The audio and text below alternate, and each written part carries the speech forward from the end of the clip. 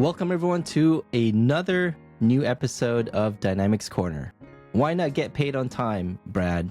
Why AR payment is an afterthought? Perhaps it shouldn't be in an implementation. So stand up on your pay. Sorry for the dad joke. I'm your co-host, Kris. And this is Brad. This episode was recorded on January 6, 2025. Kris. Look at you coming up with a dad joke. Look at this. It's a new year, and we're still here and sit in the Dynamics Corner chair. See, you had a dad joke. I had a little rhyme. Here we are with the first recording, 2025. And with us today, I had the opportunity to learn a lot about AR collections and payments within Business Central. With us today, we had the opportunity to speak with David Gersten and Danny Hosea from PayStand. That was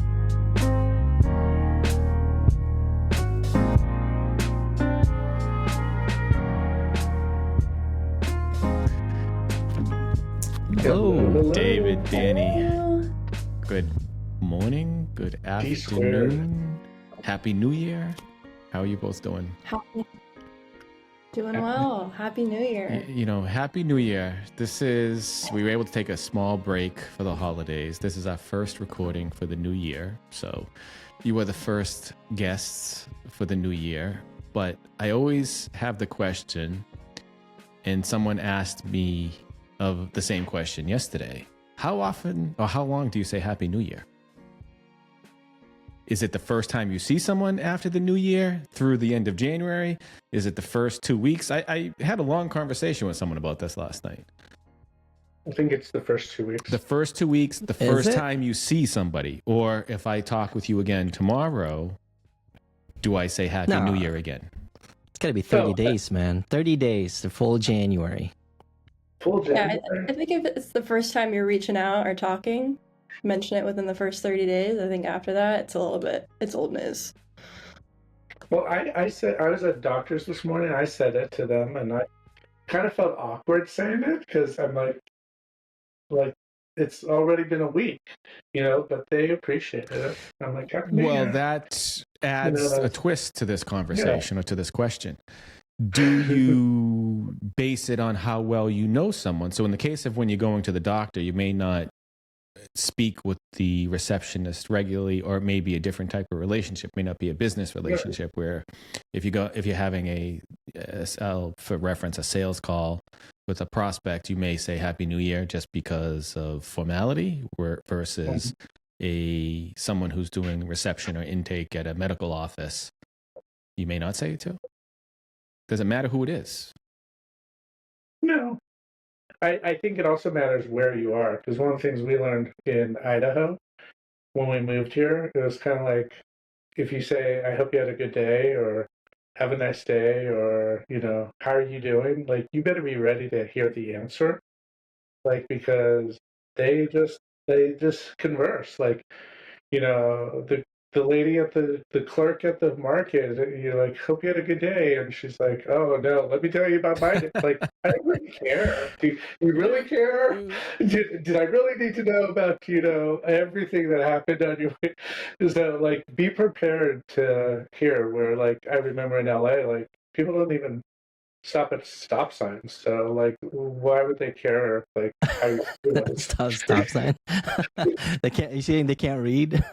Danny, is that true? No, it's just so self-centered. It's it's the self-centeredness versus the really legitimately caring. Yeah. I think I've seen the difference being in California and being in other states at how kind people are. Strangers. Where? Versus people outside of California usually, and then people in California, not as much acknowledgement or care for a person's day. There's a saying that Brad and I talked about this. People in the West, primarily in California, they're nice, but they're not kind. People on the outside of that state, nothing against California, by the way, they're not nice, but they're very kind. No. You said it wrong. No, that's really interesting. No, you said it wrong. You said the West Coast, California, they're kind, but they're not nice. Right? No, they're nice. They're nice. They'll support you, but they're not really kind. There's no intent They're just Okay. saying, hey, how you doing? Blah, blah, blah. Okay. But they're like, yeah, I don't really care. And then the East Coast, right, specifically the Northeast, they're kind, but they're not nice, right? Yeah, So like New Yorkers, for example, they're like they mean can to sound you. like they're yelling at you, right? Yeah. They're not, that's not very nice, but then like they're kind. Yeah, They're kind we have people. big Like, hearts. I had a sales job where I was calling into credit unions and financial institutions in the Pacific Northwest. And they literally would call me back to tell me they're not interested, or like and I was like shocked. I'm like, wait, you guys are real cool. So that's like Kris, you being in the Northwest, PNW. But then I also interviewed for a job once that was an East Coast territory. But it was a West Coast company, but it was going to be an East Coast territory. And they were like, there's no way, David, you could sell to East Coasters. Like, they will just eat you alive. You just don't have you don't have that. Even though I was born in Schenectady, I spent 6 months there, but that was it. Yeah, that Boston or that New York, like selling to them, it's like, no fluff, just, cutthroat, and, so that was funny that there is truth to that, because in my travelings, I have to go back to it. But Kris, you left out the other piece to this. And then you said the Midwest, they're passive aggressive. Yes. So we kind of butchered that statement, but you should have to go the whole thing. So the West Coast, they're nice, but they're not kind. East Coast, they're kind, but they're not nice. And then the Midwest is just passive aggressive. And I heard something interesting. I want to go back to David's comment too. I heard something interesting this morning that, this whole talk about, I'm not bringing politics into it. There's a reason why I'm saying this with this whole comment of Midwest being passive aggressive, that, Canada being the 51st state. But for the first time, I heard somebody talk about how Canada should buy Minnesota. And I said they should take Minnesota and Wisconsin, and I'd be happy. We should give them to them. We should pay them to take Minnesota and Wisconsin. I don't care what anybody says. Are you the one that posted that on LinkedIn? I did not post that. No, I saw something Did you recently. see it? Oh, Yes, interesting. I heard it on the news this morning. They were talking about it, and they were talking like the probability. I don't want to get into the whole thing, but I just said it because of the whole. Kris knows my Midwest, Minnesota, Wisconsin. The converse of that was like, we'll take all of Canada except for Toronto and Ontario. I think there's similar disbelief, dissatisfaction from different areas within each of the territories. I think Toronto. It would solve our payments issue if we did. We'd have no more USD and CAD issues. Simplifies things. It would simplify currency. I wouldn't have customers asking, does PayStand support Canadian territory? But it does say a lot, because they're talking Canada could be its own state. So there really has to be nothing there, because I think as big as it should be about 40 states. It's 5 provinces, isn't it? 5 I or believe 6 so. provinces. So I mean, you at least make it 5 or 6 states, because those provinces are extremely different. I mean, I've been to Vancouver, I've been to Toronto, but I've never been to directly north of Idaho, wherever it is. But it's totally different, than Quebec, and each of them operate very, very differently. Some of them speak a different language. Yes. Yeah. Some of them require you to have spikes on your tires during winter, and some of them don't. I mean, there's very different climates, very different. That is true. But the same could be said for the United States. I mean, But we have states. we have 50 of them, right, Kris? Yeah. Anyway, enough of that. Thank you very much. Again, start over, Kris. Rewind it. Don't put any of that stuff in, right? Danny, David, Happy New Year. It's nice to see you. Both again, it's been a while. I had the pleasure of seeing you both in San Antonio, which seems like so long ago. And I've been looking forward to speaking with you ever since then. And before we jump into the conversation, would you mind telling us a little bit about you? I'm full of fire today, so be ready. It's the first recording of 2025. Good thing I didn't say 2024. And it's hump day. Yeah. We're coming over the hump. I'm further over the hump than all of you, by the way. Yes, by a couple hours. Yes, right? that works out well. 3 hours. So as the first recording of the year, we have to set this bar pretty high, right? I said that, yes, right, because now, or you could set it really low and then everybody else would sound really well. But I think with the two of you, setting the bar low would be a challenge. So we're going to set it really high for today's conversation. And before we jump into the conversation, would you mind telling us a little bit about yourself, Mr. David? Yeah, David Gersten. I'm based in Idaho.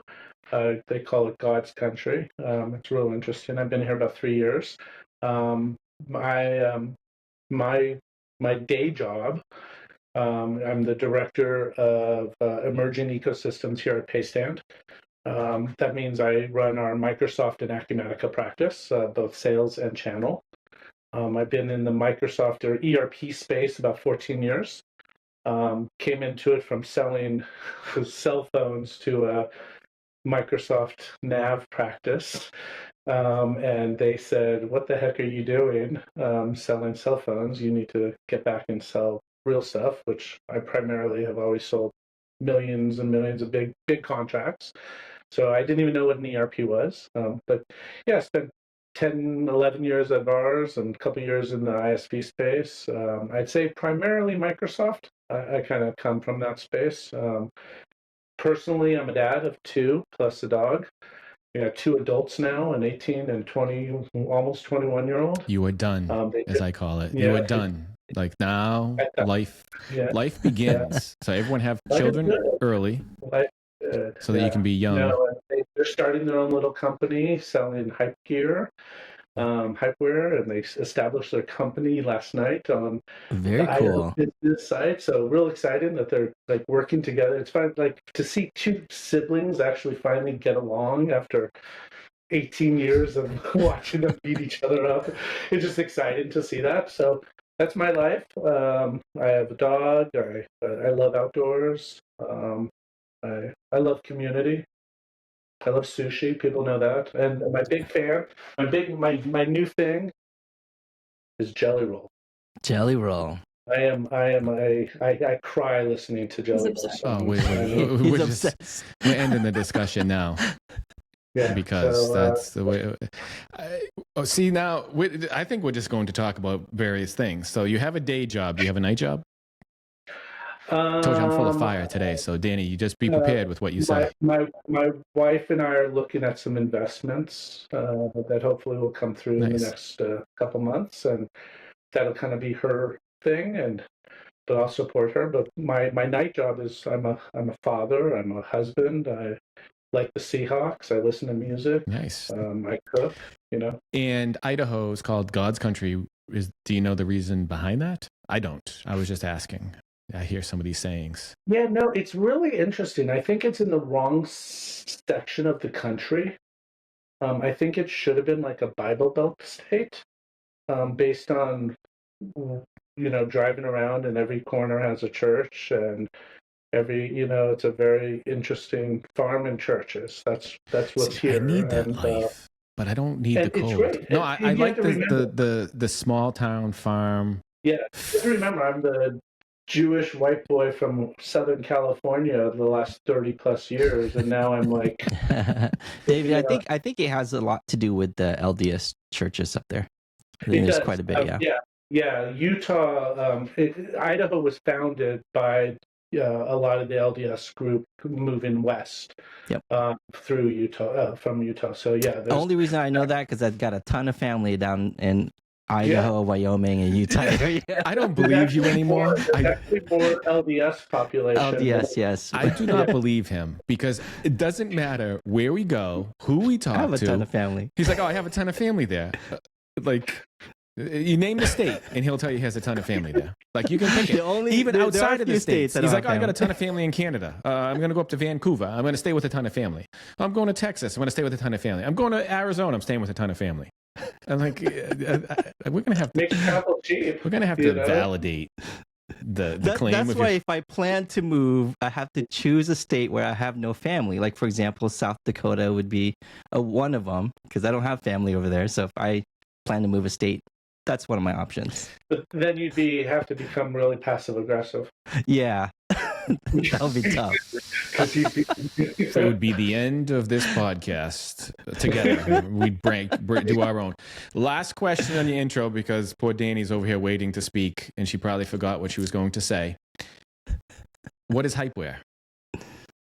hypewear. It's kind of like Supreme clothing, rappers, musicians. So it's a clothing company that they're starting. Are they doing their own? It's a style, yeah. So they have a bunch of different brands that they are buying at very reasonable costs, and they're reselling. So they're reselling clothing through a store called Hypewear. Through social media, basically. Okay. You do a lot of Instagram posting. You go to concerts. You go outside to get.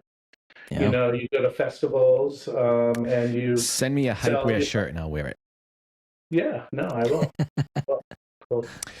But yeah, that's fun. Thank you very much. And we'll go back to the other. We might not even get to what we wanted to talk about today with everything, the way everything's going. Danny, how about you? Tell us a little bit about yourself. My Be turn? ready. All right, I'm ready. Danny Hosea. I'm based in California. I've been with PayStand for about 3 years now. It was my first job out of college. I started in the sales development side of the house for the first couple years, and then eventually moved my way into the partner channel. So I'm now managing our Microsoft and Acumatica partner relationships, and I've been in the channel, in the Business Central channel, for about a year now. So I'm kind of a new kid on the block, but David's been definitely showing me the ropes. I've learned a lot from him, but I love meeting new people and relationships. So I'm just learning to apply that to my work and this channel, and super excited to kind of embed more into the Microsoft community. But as far as more personally, I spend the majority of my time outside of work with my animals at home. I have horses and dogs and plenty of little creatures to take care of. So Horses. yeah, so I want a horse. I love it. They're my daily therapy, and it's very nice. What to leave kind the of office. horse? I have a Spanish Arabian. His name is Moose. And you get to I ride have a see, Mhm. I've never been to Yeah. California, by the way. There's a lot of horses out here, a lot of land, a lot of The northern fun. side of California. I'm in Central Coast, so I'm in Santa Cruz. And yeah, there's a big horse community out here. So We have to debate about that. We had to take out a map to. If it's central. oh yeah, David in Los David Angeles, argues with me. we would always call San Francisco the Bay Area. It's Northern California, but it actually is. If you look at a map, Yes, a little bit south. not Northern California. It's smack dab in the middle of the state on the coast. So it is known as the Central Coast. So I had that argument with David. I think I won that one. I circled it on the map. I was like, this is Chris, where I'm at. pull up, You measured it. Chris, on the edit, pull up a map so I can see where this is. We'll pull it up. And zoom in on San Francisco and Danny's area. So you have a horse. That must be amazing. I had chickens. I miss having the chickens. I wanted chickens and goats. I'm contemplating getting them again. And you should. Eggs are expensive well, right eggs now. are expensive, but I'm getting older and it's a lot of work to take care of animals. But chickens you can stay outside with. Chickens invite other animals. Well, that's the other thing is I never had a problem with the chickens. We had a lot of coyotes and wolves coming around. So some people say they have rats will come around because of the food that gets left over. It depends. I mean, mine were far enough out in the woods, and we had some hawks coming around every now and then, but they were fine. Poor little guys are really susceptible to any kind of predator. We lost a lot of chickens growing up in my life, and I created such close relationships with them too. And I was devastated. Mine were my girls. I had so. 18 of them. I had roosters, and I used to even hatch. I used to hatch chickens too, naturally. Like the chickens would sit on them. A couple of them decided they didn't, because a lot of stuff gets bred out of them. They say when you buy the chickens because they, you buy them for meat or you're buying them for egg production. And I was fortunate that I had a couple that still had that motherly instinct, and I would leave one of the boxes with the eggs in there, and they would sit on them. If they would hatch, they would hatch, and if they didn't, I would just take the eggs and throw them back, and they would eat them. Welcome to the channel. You've been in for a year. It's a great community. We're happy to have you in. I too have a pleasure of meeting everybody, and I like to see with Business Central taking off. As it is with the growth, to see many of the new members coming in is great. I enjoyed speaking with you and meeting you in San Antonio as well. And you guys have talked about Acumatica. Do you want to know for the first time, I looked up what Acumatica was the other day? I really didn't even know what it was. I didn't know how big it was. I didn't know a lot about it. I had a stint in Acumatica. No, you didn't. For a year, yeah. It was like early. There were like early stages of Acumatica Cloud ERP, right? There were like the Cloud ERP. I did some work for a client up in Vancouver area, implementing Acumatica, and they were moving away from Nav.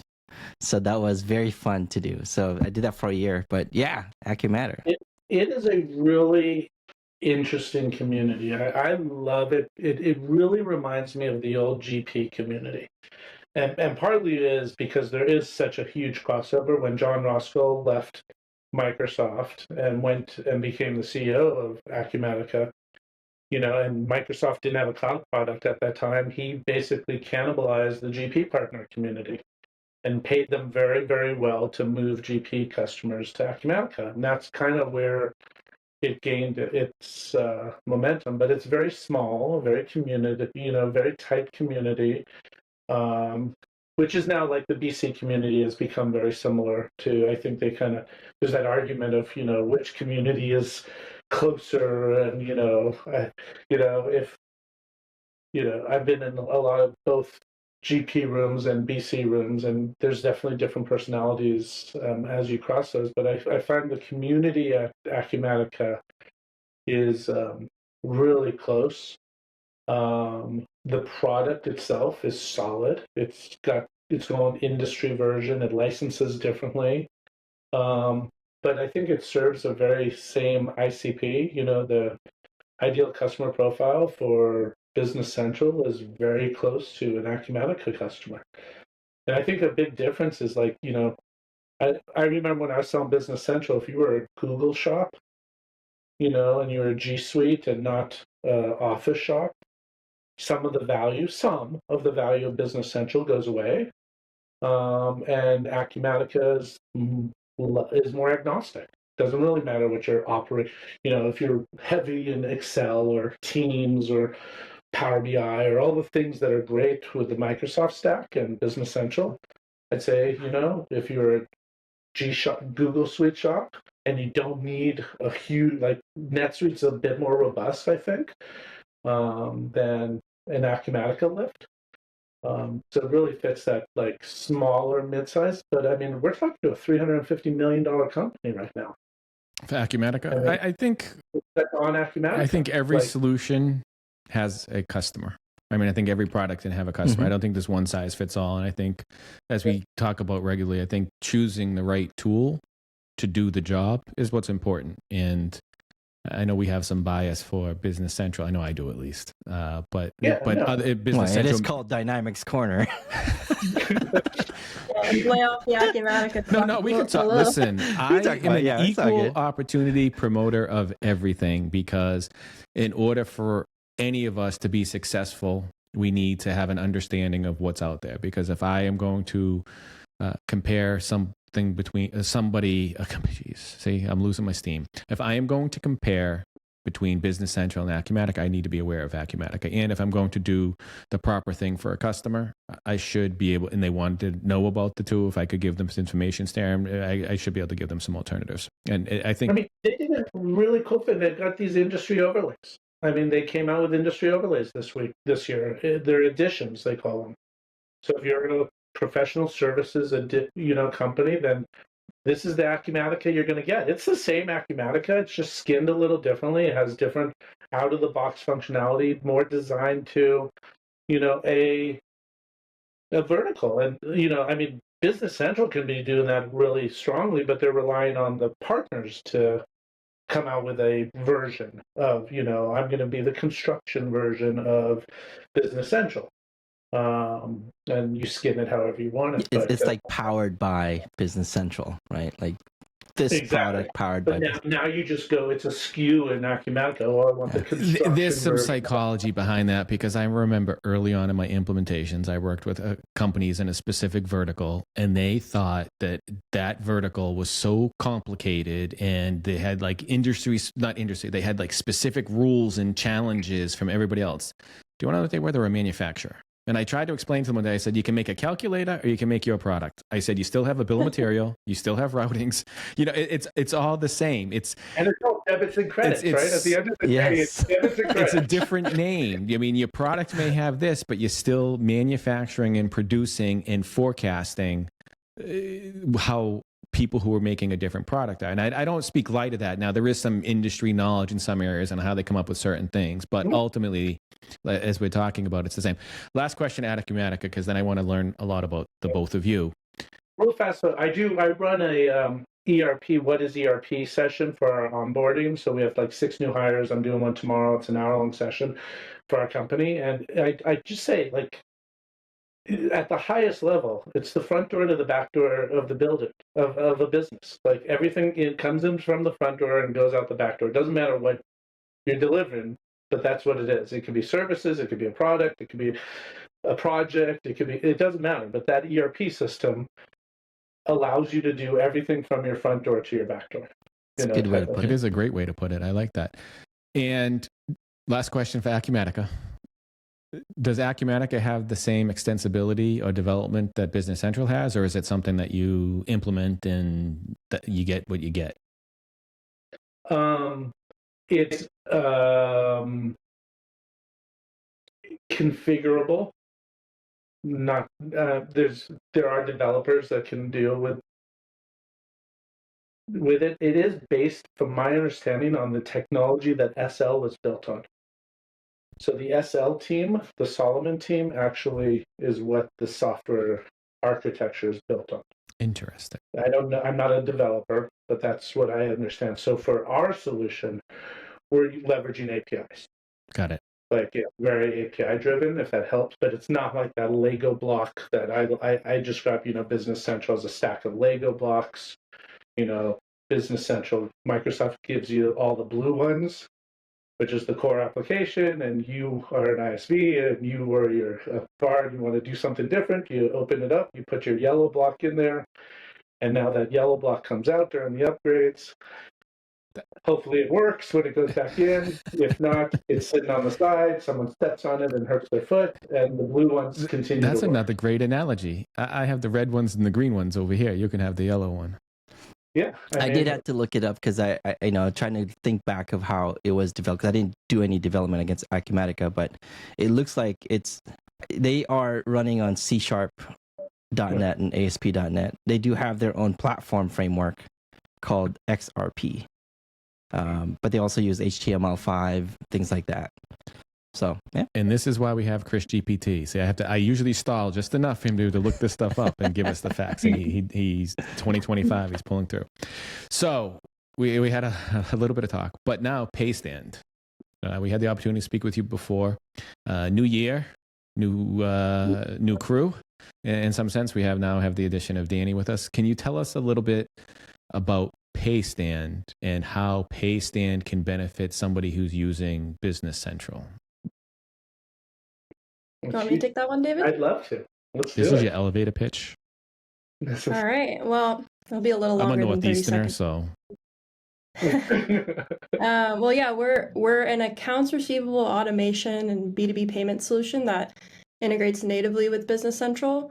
We all know AR is a super crowded space, but I'd say that the 3 main differentiators of our solution consists of a few concepts. So that first concept is getting your revenue in the door as quickly as possible. So by offering click-to-pay links on invoices, offering more digital payment options, enrolling your payers in auto pay or collections plans, we can really help merchants speed up that time to cash and get those payments in the door faster. That second concept is fee mitigation. So typically when a merchant is trying to present a credit card fee to their payer, you want to have an alternative option. That way they're not, reverting back to maybe writing a check, because that slows down your revenue collection and increases their day sales outstanding or DSO. It also still requires merchants to do that manual reconciliation on the back end. So we are the only AR solution in the market today that's actively trying to move payers away from credit cards onto our free network. For those credit card payments, we encourage our customers to pass a convenience fee to their payers if they choose to pay by credit card. But the cool thing is, if the payer does not want to absorb that fee and pay that fee, they have our free B2B network option to use instead. So you kind of have these different levers that the merchant can pull to drive the profitability of their company, and a way for them to mitigate fees without necessarily burdening their payers with them. And then I'd say that third concept is just the automation that happens downstream of invoice creation. So we like to say we pick up the baton after the invoice has been created in Business Central, and then we automate both the cash application as well as the deposit reconciliation. Traditional AR providers, they typically stop their automation process once that cash is applied. So we do take it kind of that one step further and automate the deposit reconciliation, which is another super manual, painful process in the AR process. So when our customers hear that we can automate that portion too, they get pretty excited. Obviously, this is all pretty high level, but I'd say those are the three main features that kind of differentiate us and what can add value to someone's Business Central environment. And I have to agree with you. I think those are three very important points that you had brought up, or three important parts of the AR process to help, bringing cash in the door. I know all the implementations I go through. That's, when you get somebody live, you go live through implementation. That's one of the most important things, is we need to be able to ship our product, invoice our customers, and receive cash. So anything you can do to speed that up is of great benefit. I like the fee mitigation as well that you had mentioned too. And I don't even understand here why in the US, with as great as it is, why we still use checks. Oh, it's awful. So having, I like to see solutions like this that move people away from that, because as you had mentioned, I think it's easier for the cash application point of view. So with the AI, you mentioned you have a free network and you can deal with the credit cards and the credit card processing. When it comes to payment processing, I'll use payment processing. I know it's for the accounts receivable side in this case. Is it, if they have their own payment network already, can that work with yours, or would they have to switch over completely to your network that you have? Yeah, so we act as both the gateway and the processor, so they would need to use us for both services. So that's kind of how it's structured at least. Okay. And for PayStand, to use the application that you have for the AR, I'll call it AR automation to simplify it for this conversation. I want to get more into detail with this because I have a lot of questions about this from some recent conversations. Who is the target customer? Or which type of business do you think would benefit the most? I mean, obviously it's native. That when I say native, it's integrated within Business Central, so they don't need to use a separate product, correct? Correct. And is there a particular type of customer that this would be applicable to, or to a particular industry, or is this? I love that question, Brad, and I'm going to step in because this is one of our challenges. Is we're the new kid on the block. We're trying to get like Danny said, it's a crowded space. And you sit there and I see all these really cool successes that the VARs are doing. They're all talking about their best year ever, and we closed 12 deals this quarter and celebrating all these wins. And then we don't get that phone call. And we're like, well, isn't everyone collecting revenue? There isn't a company out there that doesn't collect revenue. Why would they be in a business? There has to be a revenue source, I would imagine, for every company. So you start at that really high 30,000 foot level. Do you collect revenue, and are you invoicing out of said ERP? Are you using Business Central to send out your invoices? So that's the first check mark.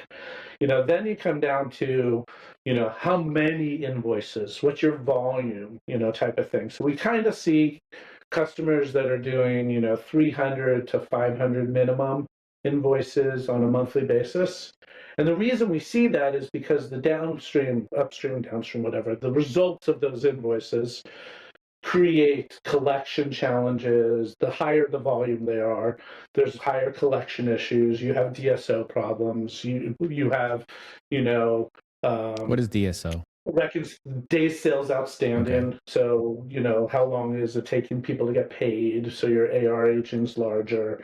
Bank reconciliation, deposit reconciliation, cash application, all of that increases the larger volume. So our ideal would be, lots of invoices, small dollar, average size dollars, that's the best ROI.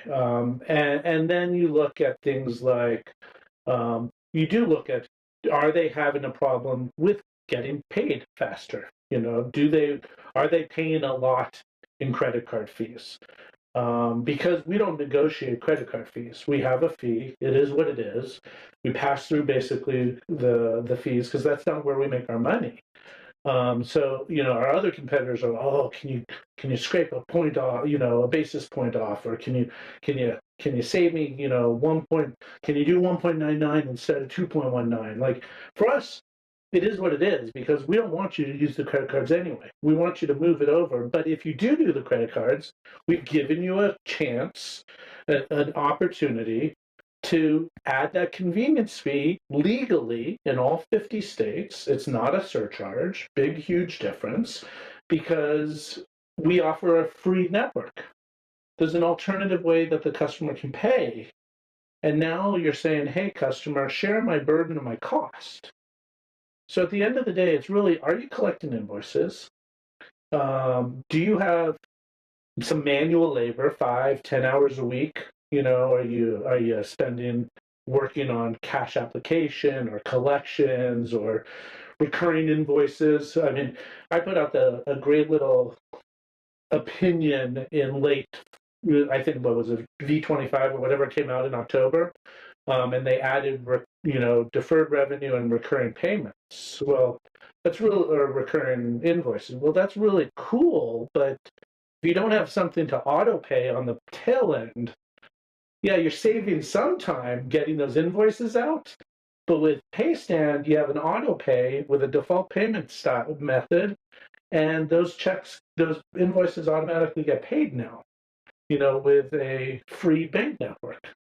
So it's really set it and forget it, so if someone's using recurring payments, subscription payments, because a lot of times those, are costly to manage. The only thing that we really don't do is the forbidden, there is the forbidden, prohibited list of industries. And that's typically the banking, that's because of our sponsor banks, that ultimately it's cannabis today, it's multi-level marketing, it's tobacco, firearms, all that fun stuff. So, leaving out the fun stuff. Well, it's fun stuff, but no one in Idaho can be underwritten. No. I understand those specific industries because there's other federal regulations around those products. It's not, right. Cannabis is one that's a challenge because it's not federally legal. It's legal in many states in the United States. So, dealing with that. So to go back to it, I heard a couple of things. One, you said free. So I want to talk about free. So if I were to simplify this in Brad's terms, right? So I have a Business Central implementation. From within Business Central, I can install I sign up for the PayStand service. There's an extension or something that I install within PayStand, so I don't need to set up anything outside of PayStand, right? Or another product or anything as a requirement, or is everything within Business Central? Is there any? So we have an extension that gets downloaded and set up by our implementation team. There's GL mapping that has to happen. There's customization of templates, which are the email templates that go out to the customer while the email, to get the Pay Now link. And then we do have an API to our dashboard. And our dashboard is what manages a lot of the stuff. So we are, as much as we are extension based, you initiate a posted invoice, but as soon as that posted invoice happens in Business Central, you can either post and send, using traditional workflows out of Business Central. You can also use I will pitch, we're strategic partners with Ben Cole at ERP Connect Consulting. So his invoice and statement delivery solution we're the only payment solution that works with his. So, you don't have to rely on that. But once your posted invoice is created, it syncs to my dashboard. And then we also have our own workflows there. So we have collection plans that start the collection process. And collection doesn't also mean late. Collection could be just get the fees collected. So you could be, maybe Brad, you're an on-time payer. So we're going to set you up on a standard collection plan. You're going to get your invoice sent out to you. And then 5 days before it's due, an email is going to go out, and that's going to say, hey, your bill is due, remind. And then maybe 10 days after it's due, we're going to send you a reminder. But Kris, on the other hand, is a late payer. We're going to remind him 10 days before, 5 days before, 3 days after, 5 days after, 6 days after, 10 days after, like until he is paid. So all of that's managed in our side. The other thing is the PCI compliance piece. All the tokens, the stored payment methods, are actually in our PCI compliant, SOC 2 compliant, secure servers, our side. So that takes that out of the merchant's responsibility. They don't have to worry about PCI compliance filing. We do all that. We take that all on. So if someone needs to like call in a payment, they would go into our dashboard and pull out the store token and apply the payment there. So there is kind of a dual scenario, but honestly, if you have, you could never go in our dashboard ever if you just create an invoice, post and send, and it sets it. It does, there's default settings and things like that. So it's pretty easy, but it is a two-part solution. So you hit on one of the key points that I wanted to get to as we go through the process. So from the customer point of view, customer of PayStand, if they're using PayStand for collections or payment processing of their customers, they don't have to worry about credit cards, bank accounts, or anything, because that's all handled on your system. So they don't have to worry about, again, I use this loosely, they don't have to worry about the security of the sensitive, the information. And you had also mentioned, so I create an invoice in Business Central. That invoice gets sent out through PayStand, right? It comes from Business Central automatically to PayStand. Then the customer receives the invoice. We'll have a payment link which they can click. You had mentioned that they could call too. So if they call, do they call? They call the. They call merchant. I mean, if they, they don't even know they're using PayStand when it's a fully branded payment experience, And you had mentioned subscription billing, and I'm asking this because somebody asked me about this the other day, to be honest with you. Again, now the subscription billing, we won't go down the whole thing, is something that was also added, but I've also worked with others that you have recurring billing, where it's a service, you have a monthly fee. So with PayStand, can you set up that monthly fee to automatically send the information out, or would you have to set that up in Business Central? And you still have to set up the invoice in Business Central. But what's nice is if you have you enroll the customer, they opt into an auto pay, and they deliver their preferred payment method. Again, this could be ACH, credit card, or the PayStand Bank Network, and that gets saved and stored. And then on the due date, we just post that payment. We look at due date, and that will send out a reminder, hey, you've got this stored method on file. You will be charged in 1 day, 2 days, 3 days, whatever the merchant says, if they need a reminder. If they don't, then it just pays and they get the receipt. And that is how you can speed up payment collection or AR collection, because you allow someone to have auto pay. It's... And if they use the bank network as their payment source, they get paid. The merchant gets the funds the next business day, whereas credit cards and ACH could take 3 to 5 days.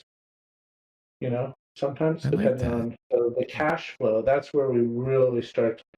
What can a company do with that cash? Oh, you can do a lot with the cash. Yeah. It's in your bank. We ask that question. And also, so when the payment comes in, what is required from the customer? And I use the PayStand customer. I'll call it the merchant. I'll use the same terminology. So I am a customer of yours, and I pay well, and I submit my payment. What happens then? Does the merchant have to do anything in Business Central, or does it automatically get applied to the invoice? Which then I'll ask questions about, what about split invoices, multiple invoices? Because if I receive 15 invoices, I may only pay 14. I may pay 13. I may pay $500 and just say, apply it. Or half pay on the invoice. Mm-hmm. Partial. You want to take that, Danny? Or, the comment is, the merchant can control what's allowed by the payer. So the merchant can say you can short pay or you don't, so they could prevent that. We also have open invoice presentment.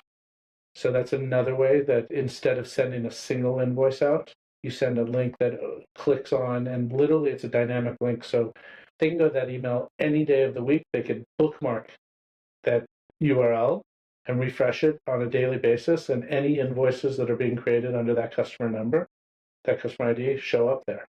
And they can choose which ones they want to pay and which ones they want to not pay, which is really cool experience because we do know that some people like to manage their own cash, on the payer side, and decide which ones. That's where I'm going with some of this, because then also my next question with that is, but to finish up, so if they select the payment of an invoice through the dynamic link that you have, so they can do online payment, and as you mentioned, they can do ACH, they can do wire. I thought I heard you say wire, right, as well? No, ACH, credit card, and the bank network. Okay, so ACH, credit card, bank network as their form of payment.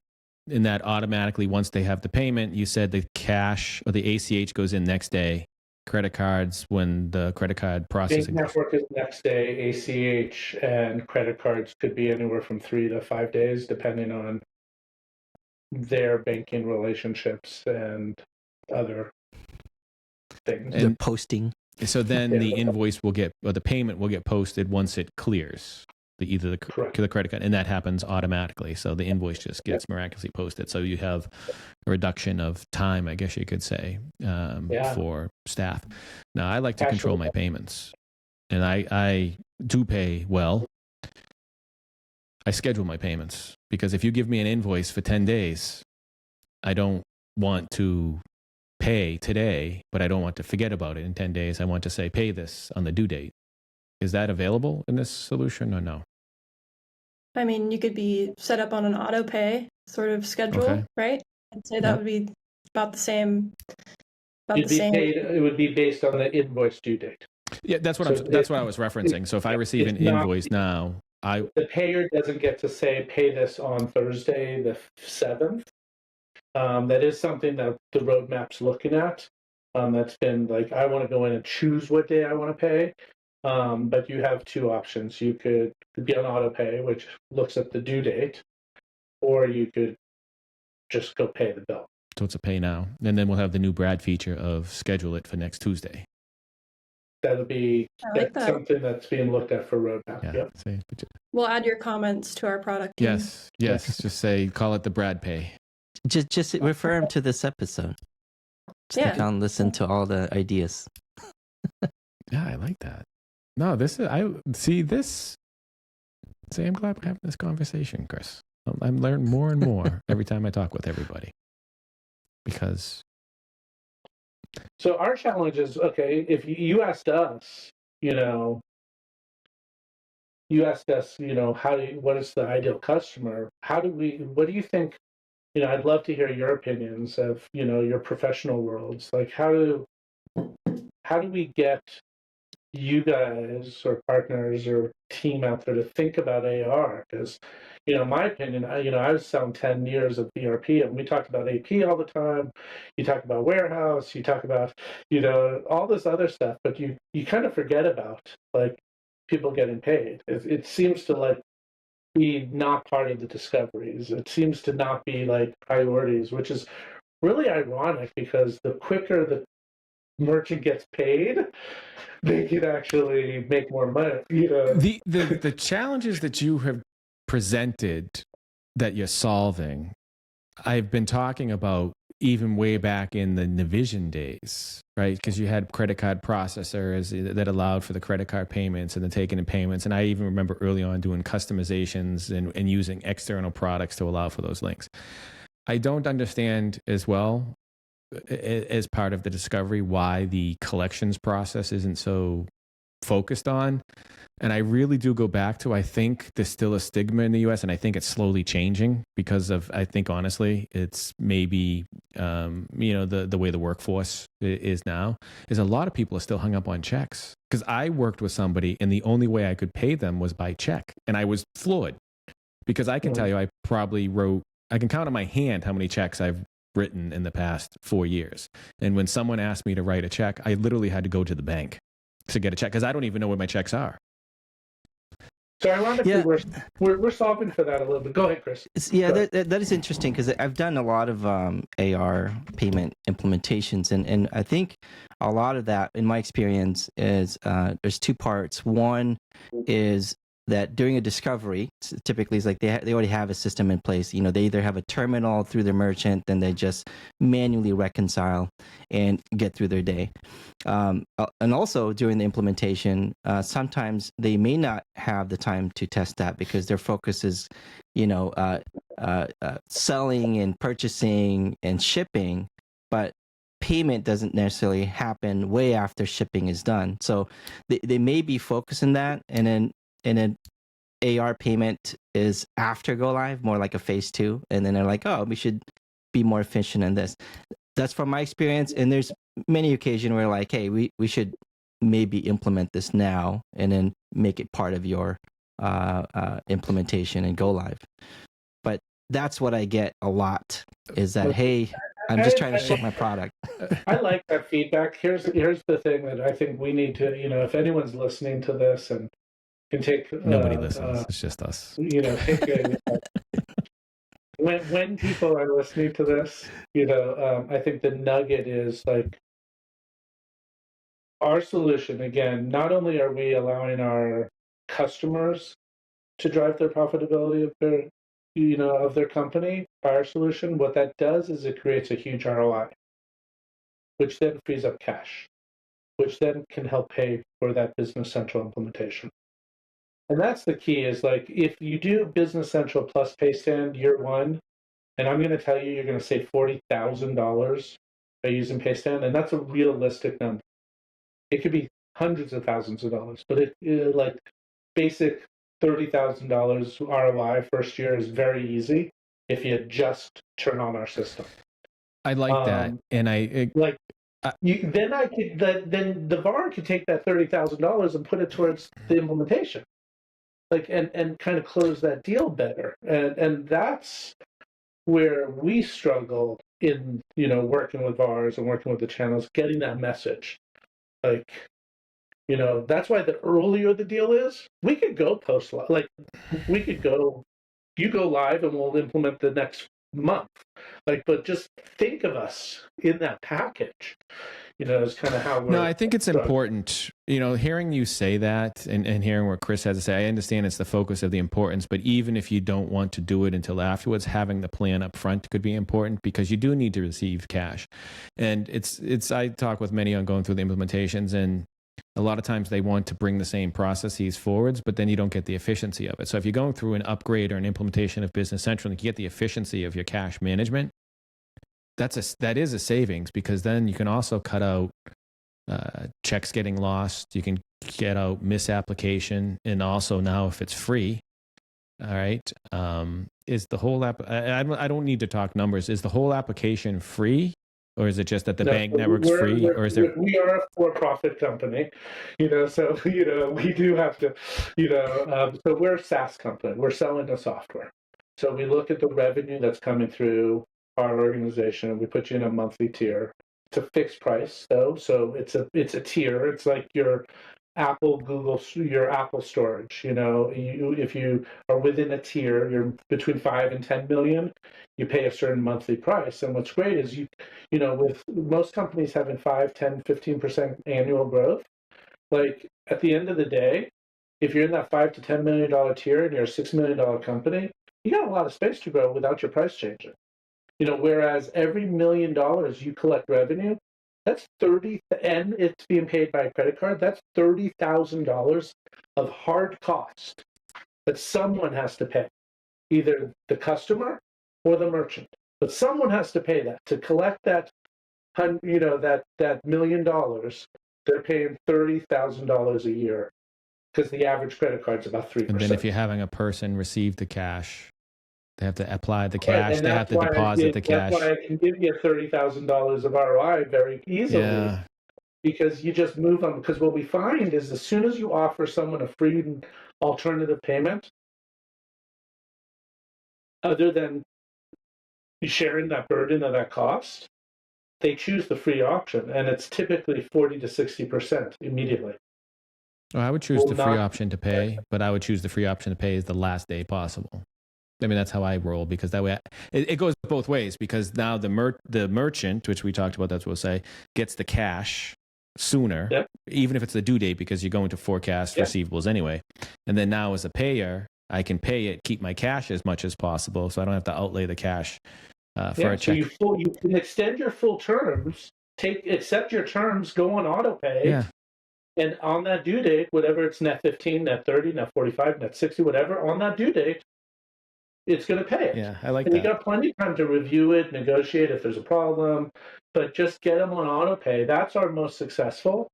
The fee's not going to, checks, you mentioned a lot of issues, but you forgot about insufficient funds. ACHs are insufficient.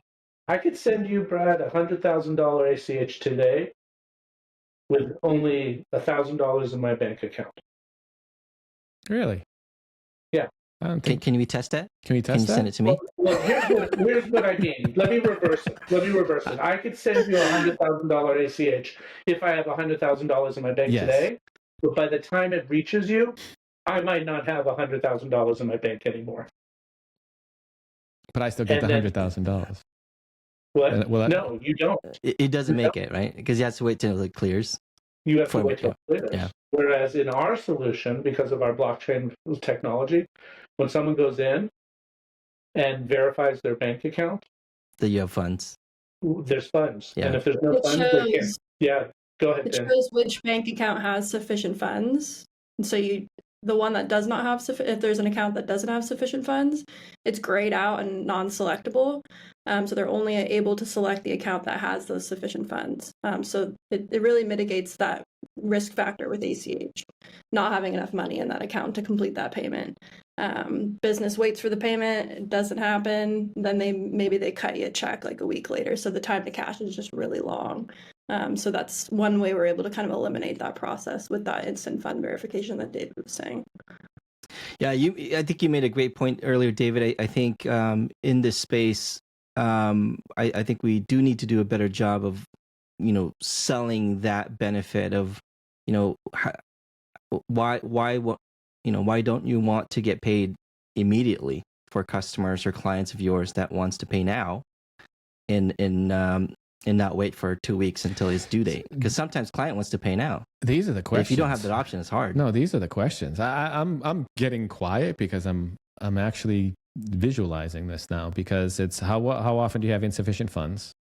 We have what we call bounce checks, I guess, back in the day, and then also with the late payments, these are the selling points to get this up front, because even right there, because with insufficient funds, there's a cost to that as well, not only to the payer, but to the merchant for receiving and trying to cash a insufficient funds check.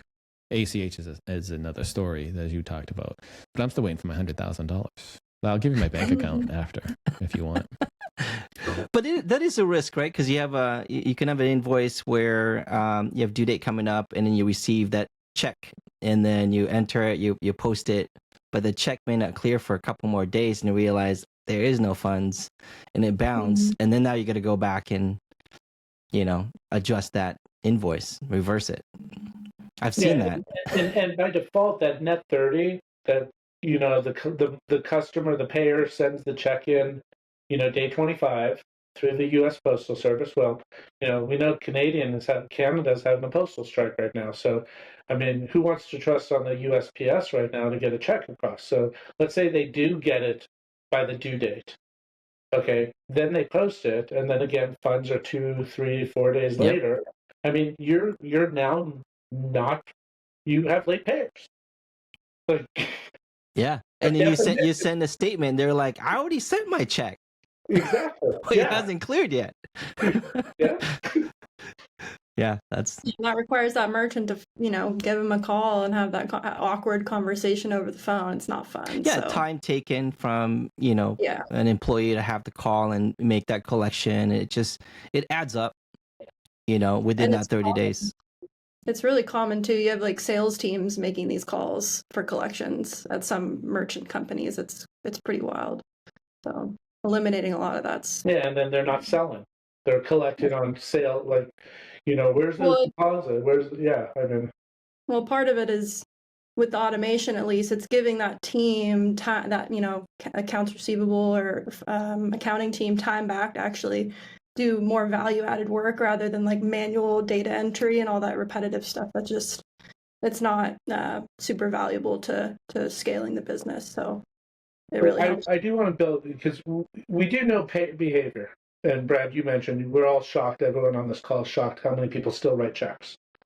Okay, so we're solving for that. Some exciting stuff coming this year, hopefully in the first half, closer to when this airs. But there's people have lock boxes. They operate on lock boxes. They exist. We'll have we have lock boxes in our other ecosystems. We will have something to talk about in the Business Central space. But again, it kind of defeats our purpose of our core mission. So it is a late addition. It's kind of like there because we have it with our other ecosystems, and some customers want it. But again, that captures additional revenue that some companies will just always have payers, a portion of their payers, using a lockbox. So, and then there's a smart scan, which is really cool, smart check scan. So there are payers that actually will always want to burn a check. But now in our payment experience, we're going to give them a QR code where they can take a picture of the check and just use that check. And it comes in as an ACH reality, because that's all a check is. A check is a paper form of an ACH. It has a routing number, it has an account number, and it has a check number. That's the only difference. So it burns that check for the payer, so it satisfies that. The flip side is it is traditional ACH, so there's a little bit of cost there, but the merchant can offset that with a convenience fee if, hey, you don't want to send a check. But the other side is it mitigates some of the insufficient funds. The person doesn't have to lick an envelope and put a stamp on it and risk the mail. So gotta lick an envelope. Some of that. People used to get sick from licking. And stamp. Yep, used to get sick from licking those. Remember the sponge?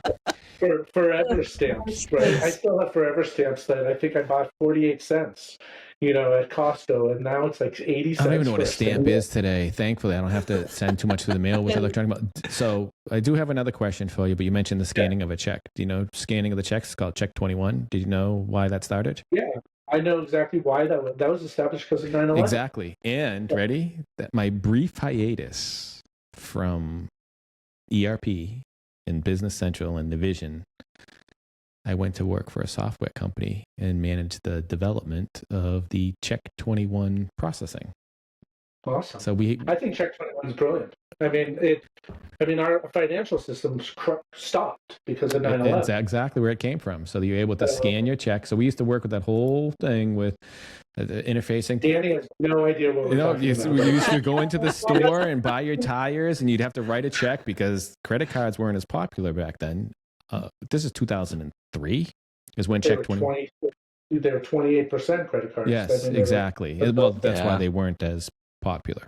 But we did the Check 21 processing and the credit card, the merchant processing, and then we would also bundle those checks and route them to the appropriate bank to clear and give it to the merchant so they can get their funds back. A little tidbit for you. So what Check 21 did, Danny, was basically image the check to accelerate the processing. Kind of said, oh, well, you have an image, let's scan it so we could start the moving of money faster rather than waiting for that to actually go and clear at the clearinghouse. Because 9/11 shut down airplanes and checks could no longer go through. We couldn't move mail.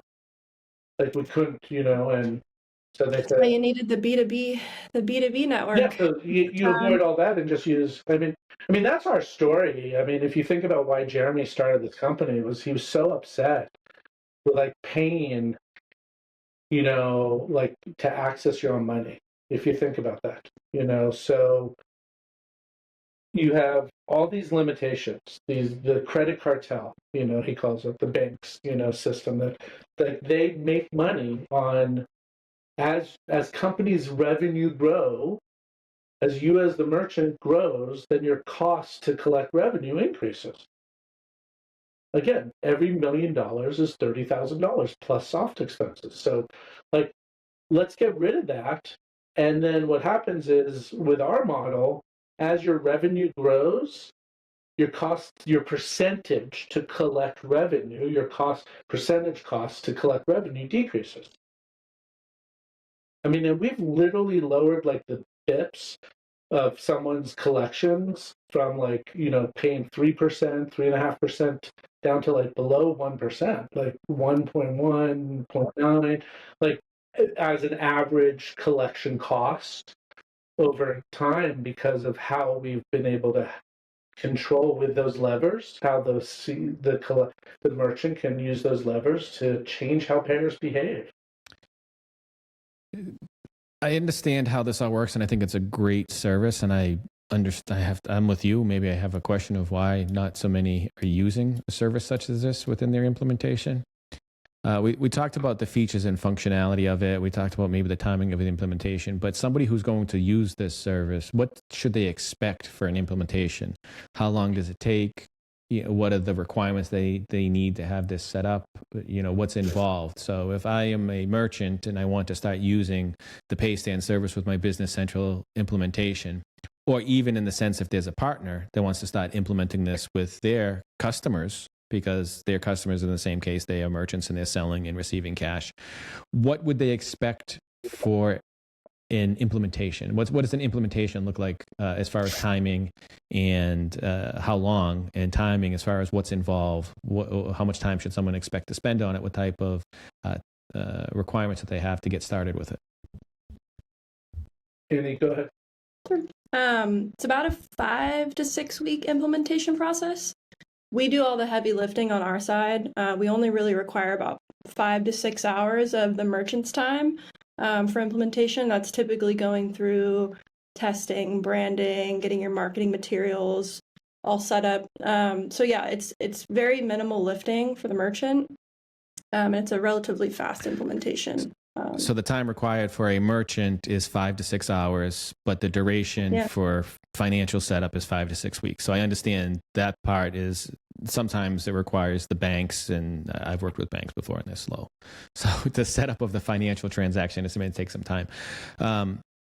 If working with a partner to implement this for one of their customers, is this something that the partners would implement, or is this something that you would implement, or is there some sort of relationship where they can implement it and you assist, or what does that look like?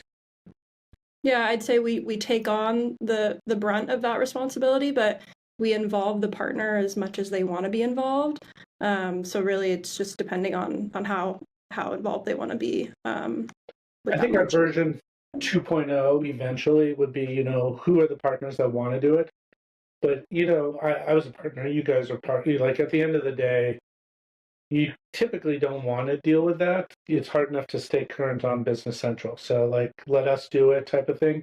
But I will tell you that sometimes it's the Azure permission access, like to get the cloud services or whatever, like to be able to get us to be able to administratively install our extension and some user rights stuff that typically most Business Central users have no idea what they're doing. They have to lean into their partner for an hour, to kind of get that done. But some admins in Business Central absolutely know how to do it. We don't consume a license. It's not like someone has to go buy an extra Business Central license, but we do need to get the right access to Business Central to do what we need to do. How about? But yeah, it's easy. It's like $3,000 to $6,000 depending on number of companies, to do it. So it's a real easy lift. It's an easy lift, the benefits you can get. So we talked about the time frame. We talked about what the expectation is for the implementation. What are the prerequisites for implementing this? Now, what I mean by prerequisites is what does the customer need to have set up, maybe financially, the merchant. I'm all over the place. What would the merchant need to have set up if there's any prerequisites financially, but also within Business Central? So if they're going through the Business Central implementation, when would be a good time to start this process through their implementation? They need a GL. They need a GL because we have to do mapping. They need to have an item so they can create an invoice. And a customer. Standard. A sandbox implementation would be, we run a couple $1, $2 fake, transactions. You can send those to me. kind of thing, so, and then we either void those out or whatever. But a signed contract, customers do go under underwriting. Typically, it's they need a website. So startup companies that don't have a lot of history may be an issue. That's a typical underwriting thing, but they have to have a website at a minimum. I think 6 months of statements. 6 months, 3 to 6 months of statements. Yeah. Bank statements, credit card statements, just proof of revenue type of thing. Our underwriting process is 1 to 2 days, whereas I do know It's other fairly quick. space could be weeks. And lots and lots of back and forth and stuff, but it's, because again, our goal is we're really underwriting the credit risk of the bank-to-bank network at the end of the day. Like because we're taking on that risk of, know your customer, average deal size, things like that. So we get all that information post-signature. We can do it before signature, but our sales reps typically know what type of customers they're working with and set some expectations. Industry, obviously, we eliminate pretty quickly, but it's really easy. So literally, you could be live in 5 weeks, 6 weeks from signature if you needed to. David, I've done it in 2 weeks also if we're late to the bus. But if you're doing testing for this dollar ACH, you can send it over to. You don't have to void it. It's just $1. Exactly. No. We roll out the. Why don't you just send in your bank information? Does anyone do micro deposits before? I remember way back in the day when I was setting. 3 cents to 5 cents. Yeah, well, it used to be like if I would set up something for a bank transaction, like you'd see a small transaction. Yeah, 2-3 cents. It's like a penny. I've seen that on a couple subscriptions. I haven't seen one of them. I haven't done anything in a while. I don't do anything. I live a boring life. But yeah, and then you just, we invoice either, depending on the deal, it's either 12-month, an annual or a monthly subscription. It's an annual contract with either an annual payment or a monthly subscription, depending on the negotiations. We have a great referral program for our partners. Okay. They get paid on the subscription. To do nothing, to just give us the lead. That's what Kris likes the best. To get paid to do nothing. Just give me. He knew exactly what you hear him. He started laughing because he knew exactly where I was going with that. Kris wants to get paid to do nothing. Yeah, I think everybody does, but I tease him. It's the mailbox money, right? Mailbox money. That's what mailbox I call money. It. Mailbox money. So support-wise, David, when you're implementing, who manages the support? Is it something a VAR would have to deal with, or is it directly with PayStand? We put an implementation manager on the project from day one, but what's really cool is we also assign a customer success manager to that merchant. And we do that at day one. That customer success manager is who's going to manage that customer post-implementation. But they're there during implementation. So they're aware, they're watching the notes, they're looking at the project boards, they're aware of anything that comes up. And then their goal is, to set moments of reality checks. Are we getting the adoption? Have we written the right emails to get your customers to understand what autopay is, to enroll them into autopay? Maybe they're switching from one payment method to another. How do we warn them, 30 days before, hey, on May 1st, you'll be seeing something different. This is what you're going to be seeing. Setting up those communications, working with the customer success, because adoption is critical. That is the most measurement of success, to the point where at day 100 after go live, we have another meeting and we make sure your adoption is right. And we don't wait till then, but it is part of the process, and we readjust. Hey, maybe you do need to put, you're still getting a lot of checks. Maybe what you need to do with your check customers is set them up on an incentive that says you're going to give them a 1% discount to use the bank network. But we're not accepting checks anymore. Sorry. And you do that for 90 days, and then you turn off that 1% once they've adopted, and you have them on auto pay and they're done. But give them some sort of incentive. And again, that 1% incentive is significantly less, could be significantly less than any one bounce check or any one, manual process of putting those checks in there or whatever all of that stuff is. So not only do we have the we have the carrot and the stick methodology. And when you apply both of those levers, that adoption, instead of 40 to 60%, now becomes 70 to 90%. Imagine say, I'm not accepting checks anymore, customers. I'm, going to incentivize you 0.5% or 1% for, using the bank network. I'm going to charge you 4% to use the credit card, which is actually a revenue stream if you think about that for the merchant, because they're only paying, 2.9, 3% depends on the card type of thing. But now they're actually creating revenue for the customers that do choose to do that. And I'm not going to accept ACH. And all of that's customizable by the customer. So the merchant can choose any of their customers to have any experience they want. At a minimum, they have to offer the bank-to-bank network. That's all we ask. And we have customers that literally, that's all they offer. You want to pay me? Use bank-to-bank network. Or you want to use credit card? It's 5%. It's 8%. Like, it doesn't matter. You can gouge. I mean, because people are going to use the bank network. I don't accept checks, things like that. I don't like checks. I don't like checks. My mom sends checks for birthdays. I'm like, can you just Venmo me? I don't have Venmo either. Really? No. Zelle? I use Zelle. I don't use Venmo. Yeah. I don't use PayPal. PayPal sucks. PayPal is bad. PayPal is horrible. PayPal is Venmo. Zelle is nice. I love Zelle. Don't tell me Zelle's Venmo or PayPal. No, Zelle is Zelle.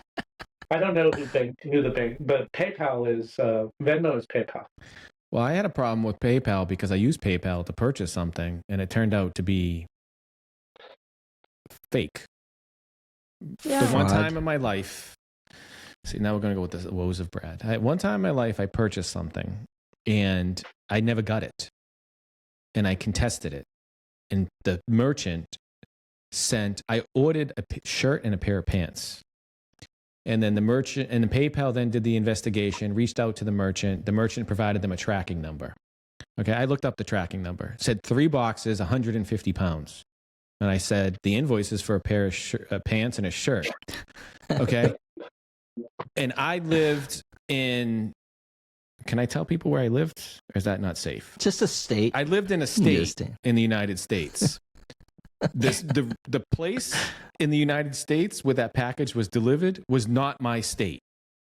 All right. So they provided a tracking number, right? Oh, excuse me. No, it had the same zip code. So they must have found a package tracking number with the same zip code, right? And it went from like one place to another. It was obviously not what I had ordered because it was 3 boxes, 150 pounds. PayPal said, what kind of pants and shirt did you order? I'm a big guy now, Kris. You haven't seen me in a little bit. I ate a bit over the holidays. No, this was a couple of years ago. And PayPal said, no, they provided the tracking number. And I did. I wrote back to them and I said, did you look at the tracking? It's not even me. It's obvious. Thankfully, I reached out to the bank. And the bank said, see you bye. PayPal, you ain't getting the money. Yeah. Thankfully. So ever since then, I've never used PayPal, and PayPal sucks. And I'll say that over and over and over again. PayPal sucks. And remember, that's like one of your default collection methods in Business Central, so you could avoid it by using. PayPal sucks. There is PayPal. I've had someone say, "Oh, can I PayPal?" No, I won't even. I deleted my account after that. I did everything. I will never use PayPal again because they went through and I exchanged with this person. I showed them the invoice. I showed them everything. I had everything, and they said, "No, they gave you the tracking number." And like, I could have picked the tracking number out of the. It's not difficult to find a UPS tracking number online, by the way. I mean, everybody knows the format of the numbers. We're dealing with that all the time with my kids now. I mean, because not just the business they started, but they love buying like these random clothing, and like they're like, "Oh, can you give us your credit card? We're going to process." We're like, "Have you looked at the website? Like, is it a valid site? Is it like, are you really going to get this?" And like, we're still waiting for some sweatshirts, probably from China somewhere, like, from Christmas time, that who knows if we're ever going to get them. But, you go out on Reddit, you kind of validate the vendor. Are they real? But, That's why we have to deal with underwriting, because some merchants. No, I understand. I didn't mean to take us on a little bit of a tangent there, but Danny and David, thank you for taking the time to speak with us this afternoon, and also for joining us for the first recording of 2025. We've been at this for several years now, so we're thankful. Year. Damn. Episode 401. No, we're not changing the numbers. I want the numbers to be consecutive. We can't do 401. Yeah. Just pick up the last one, because now it looks like we have 400 episodes, and I don't. What are we going to get when we get to 10 years? 10,000 or 1,000? 10,000 or whatever it is. Well, it's kind of like planning for your. I remember in the GP days, if you didn't plan your invoicing sequence, number series, number series correctly, you'd run out of space eventually, and you'd have to, so like you got to plan your episodes correctly. Chris, we can do season 4, episode whatever the last number was. Let's just do that. Yeah. Or can we just start over at 1? Just do 1, because it gives you an option for season 4 and then episode 001. In case we do 100, right? We may do 100 this year. We should try. You could do 1,000 though if you set it up that way. Oof. We should try to get 2 a weekend. No, but thank you for taking the time to speak with us this afternoon and telling us a lot more. When are we going to see you guys, in the flesh next? Where are you going to be? Are you going to be any? This is what I was going to say, but thank you again. Yeah. Where will you be soon? We'll be at Directions. Absolutely. I'll see you there. You're going to Brad's one of Directions, because you don't. I always go to Directions. Then you said you've never been in California. You lied to us. He's San Diego. I did lie. Yeah. Whoa. Because you were at, San Diego. I take that back. Man, we go to Directions all the time. I take that back. That was the first time I went to California. See? Okay. San Diego. I totally forgot about it. I was thrown off by that. So we'll be in Directions in Las Vegas. We're planning a really cool ISV party. With a bunch of really cool strategic. Can you put me on that damn list now? Yes, you are on the list. We'll be your media. Yeah, that'll be exciting. So that communication, because we're finding like Danny, ISVs, get me on that list now. You know he'll forget. Yeah, ISVs work together really well, and we like to kind of be together. So I think it helps VARs choose their ISVs when they're all working together.